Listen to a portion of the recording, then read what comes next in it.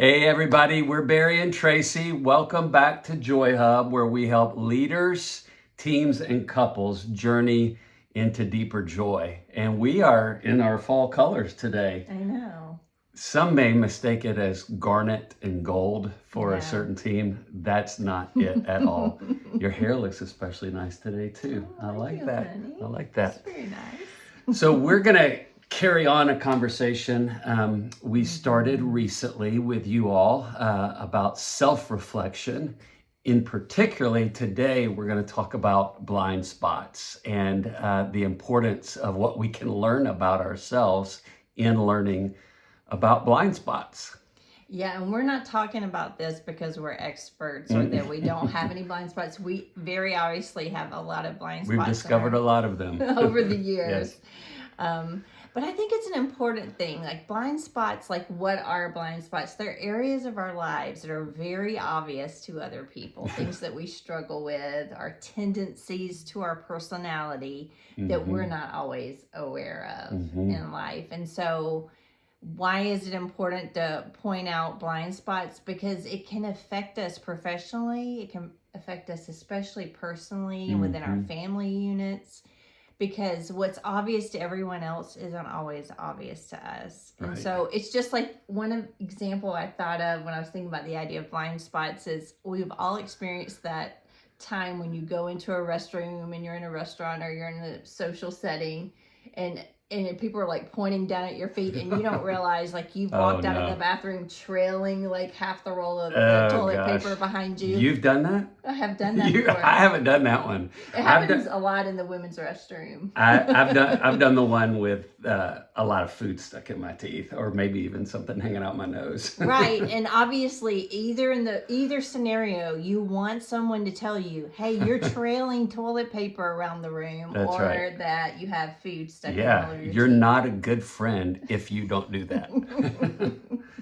So those are blind spots examples practically, but like in life, they show up in different ways. And so we're going to talk about just some common blind spots. Yeah, what's an example in other parts of life, maybe even, family life, professional life? What's some other examples? One common blind spot is I'm always right, or just thinking like I know what I'm talking about. I'm the expert on this subject. I have an answer for everything. All right. So I don't need to listen to other people. I'm just always right. And how does that play out in life sometimes if you have that I'm always right attitude? Like, do people want to talk to you? People eventually just stop listening, or they just kind of, what's the word, placate? Yes, go along with. Go along with it, yeah. Yeah, and I'm one who will do that, and we're going to talk about that because I also have another blind spot, which is avoiding difficult conversations. And so a lot of times I'll feed into someone's blind spot and be like, oh, okay, yeah, I'm going to go buy that thing that you just talked about for an hour when I'm just saying that so that they'll stop talking about it. Because the other consequence, you could be that person too, and then it causes a great collision of rights. And thankfully you're not that, but again, there's negative consequences either way. For sure. So that's a great example. What's another one? Another blind spot, and this is one that I can often do, is blaming others or circumstances. And this is just where I'm quick not to take personal responsibility. Whereas sometimes in circumstances, if I just said, you know what, you're right. I was rude, or I was, angry, or I was, rude in the morning before I had my cup of coffee, and I wasn't very friendly. Never.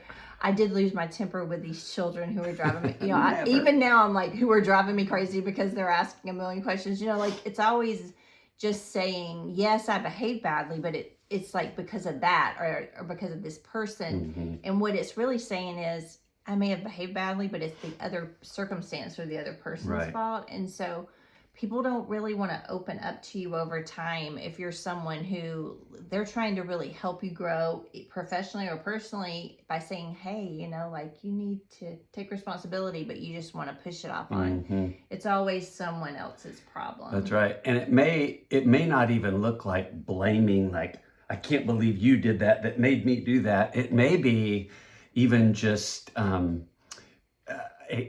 over explaining in such a Right. way, or defending why I did that in such a way that it's clearly like it's not on me, it's on you, it's on the team, it's on these circumstances, versus just taking responsibility for my attitude, for my words, for my actions. Another one that I think about for maybe a lot of us is the avoidance of what can be difficult conversations Yeah. sometimes. Yeah. In Iron Forums, a ministry and organization I get to be involved with Christian business owners, one of the things we do every month is when we gather, we talk about how our marriages are going. And what we're supposed to do the day before we gather as a group of men is we're supposed to ask our wife, how have I been as a husband over the last 30 days or so? And I just know that sometimes, um, well, actually, two things. Sometimes I'm not blind to the fact that I haven't been a very great husband. And then sometimes I'm actually fearful that I have missed something. So I'm a little bit worried about having that conversation because Yeah. maybe I think I've been a 9 or a 10 on a scale of 1 to 10, the last 30 days. But I'm afraid to hear that, oh, there was a blind spot, something I missed from a few weeks back. hmm And I think for me on that one, I can just be afraid of difficult conversations, and so I'll just avoid them. Like, if it's someone that I care a lot about, and I see these blaring like flashing lights. I'm a peacemaker on the Mm. Enneagram, if there's any people. So I'm always trying to keep the peace. And so sometimes I just sweep things under the rug, and I'm like, oh, it's just better to let them go on with this blaring Mm-hmm. issue rather than kind of bringing things to light. And so, Which then can enable that behavior to keep on going, because the person, if we're talking about us, if you stuff that, then yes, I'm prone to just keep doing it and not even knowing how bothersome it right, is right. against you. And in some of these blind spots, especially with my background in HR, like these are some of the reasons why people don't get promoted or don't Mm. progress even in their career. And it's also personally why some people end up divorced or estranged in family relationships, because they won't deal Yeah. with the blind spots in their life that really are holding them back. And so what are some solutions? Like, what can we do? We talked about self-reflecting, Yep. and I think that works if we're willing to really be honest, Mm-hmm. and we have that growth mindset, and we can get gut level, but it Mm-hmm. can only take us so far. It can, yeah. And so that's when we want to invite others in, particularly others we trust, those we respect their opinion, those we do spend time with, whether in the workplace or in home or in the neighborhood or recreation. We want to Mhm. ask each other, what is it like to be on the other side of me? What is it like to do life with me? What's it like to play pickleball with me? Yeah. So bringing others in. I know our leadership team in Iron Forums every year. We do the Johari window exercise, and I wrote it down so I could spell it for you guys. It's Johari, Johari window.